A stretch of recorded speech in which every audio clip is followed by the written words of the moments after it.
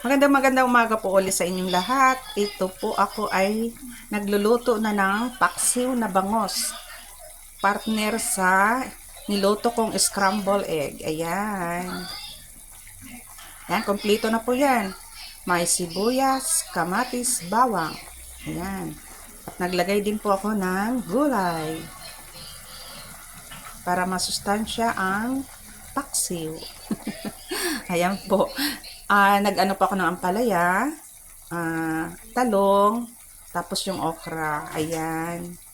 Tapos naglagay na rin po ako ng siling green at siling labuyo para medyo maanghang ang paksiw. May konting tubig, suka, asin at pampalasa. Ayan.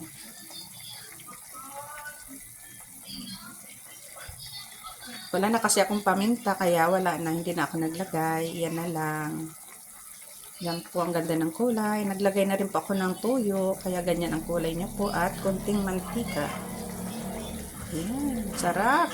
Partner sa scramble egg, almusal. Tapos may kape.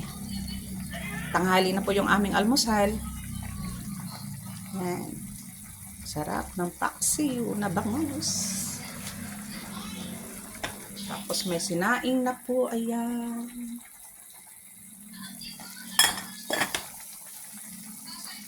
Ayan ang aking paksiw na bangus. Masarap po yan. I love my own. Ayan po. Maraming salamat po sa panonood nyo lagi sa aking mga reels. Maraming salamat sa mga suporta nyo sa aking mga reels. Maraming salamat po. Kahit saan man kayo panig ng mundo, sana nakakarating yung aking pasasalamat sa mga viewers ko dyan sa ibang bansa, sa iba't ibang bansa po at dito din sa Pilipinas. Maraming salamat din sa pamilya ko, sa mga kamag-anak ko, mga kaibigan ko, mga followers, silent viewers, sa mga nagla-like, share, and comments po, nag-heart. Maraming salamat po sa inyo. At maraming salamat din sa aking mga star senders. Ayan po. Maraming salamat po sa inyong lahat. Ayan, nakaluto na po ang inyong Lola V. Ayan. Maraming salamat po ulit. Bye-bye.